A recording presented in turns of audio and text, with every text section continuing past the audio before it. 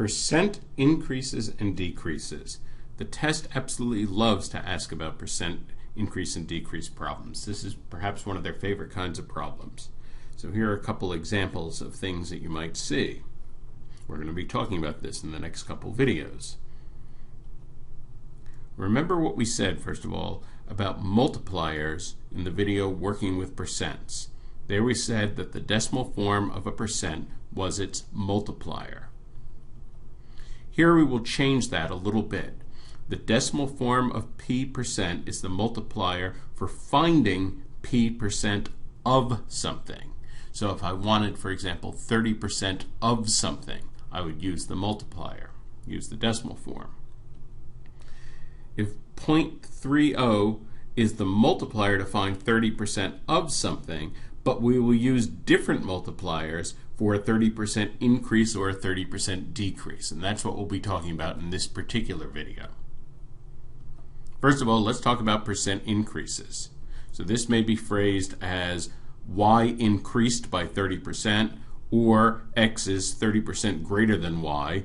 Either way, this is a percent increase for y.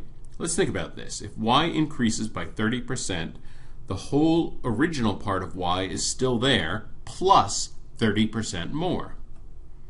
Therefore, the multiplier for a 30% increase is 1 plus 0.3, which gives us 1.3. The 1 represents the whole that is there, that remains there, and then the 0.3 is the 30% that is added.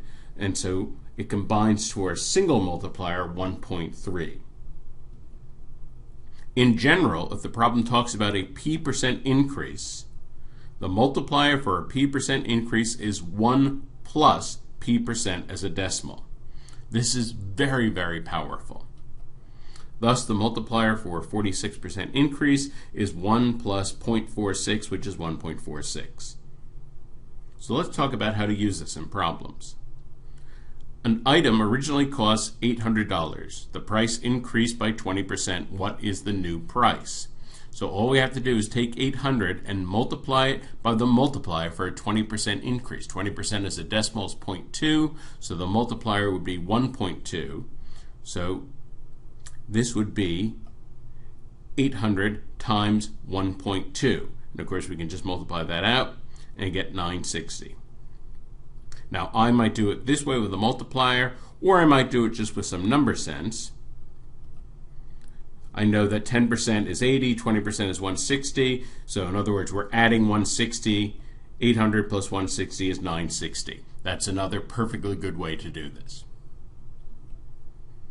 After a 30% increase, the price of something is $78. What was the original price? That's a bit trickier. So it means we had some original x, we increased it by 30%, which would be a 1.3 multiplier, and that should equal 78. So x times 1.3 equals 78. We'll divide 78 by 1.3, slide the decimal place over, 780 divided by 13, that turns out to be 60, and that's the answer.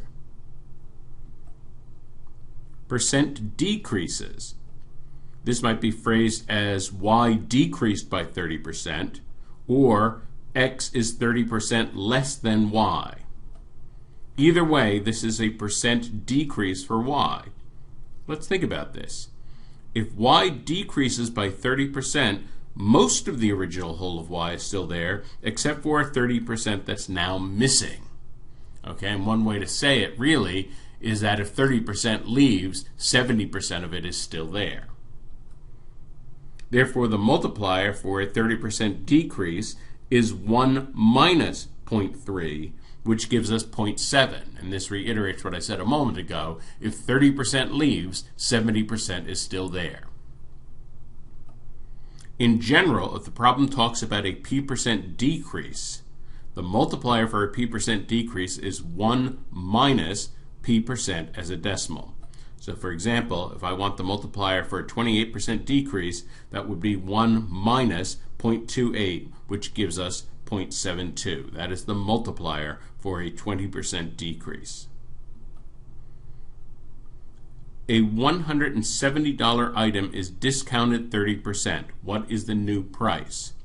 So the multiplier way to do this I form the multiplier doing 1 minus 0.3. I get 0.7. That's the multiplier for a 30% decrease.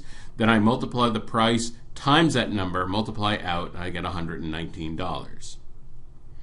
Now, a totally different way to do it is, I might notice, again, this is number sense, notice that 10% is $17, the 30% is 3 times that, $51. So in other words, 170 goes down by $51.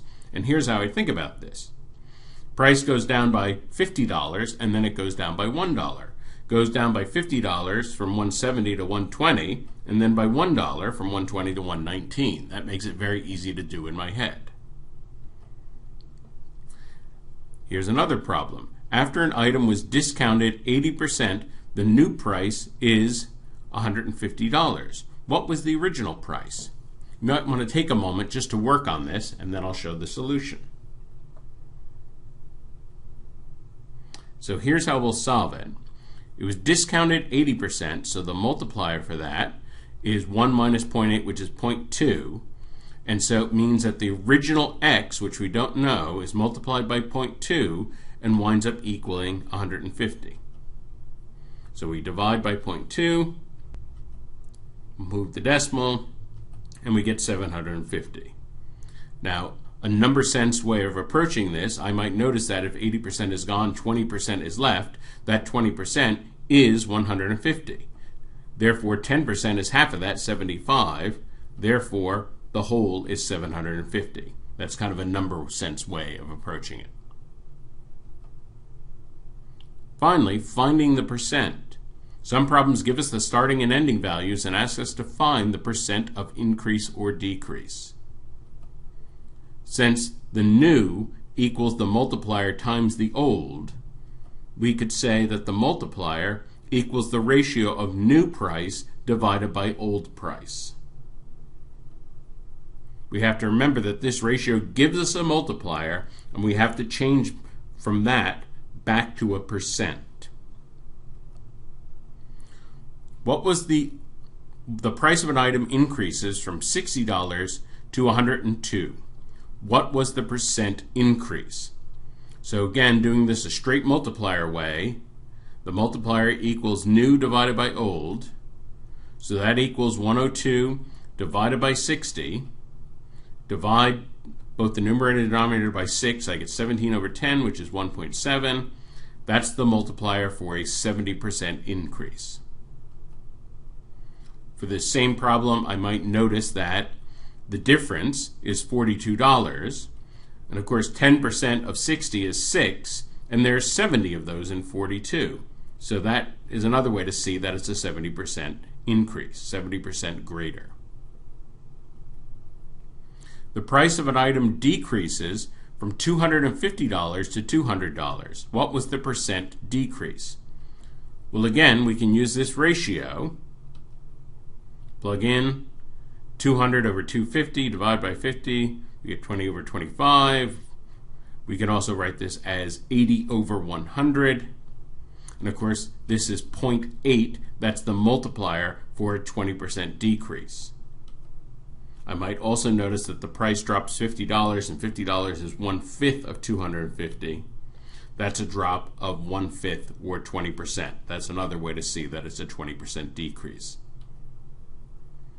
If the price of an item increases from $200 to $800, what was the percent increase? Now, this is a really tricky one, and there's a trap here. Pause the video and think about this for a minute, and then we'll talk about this.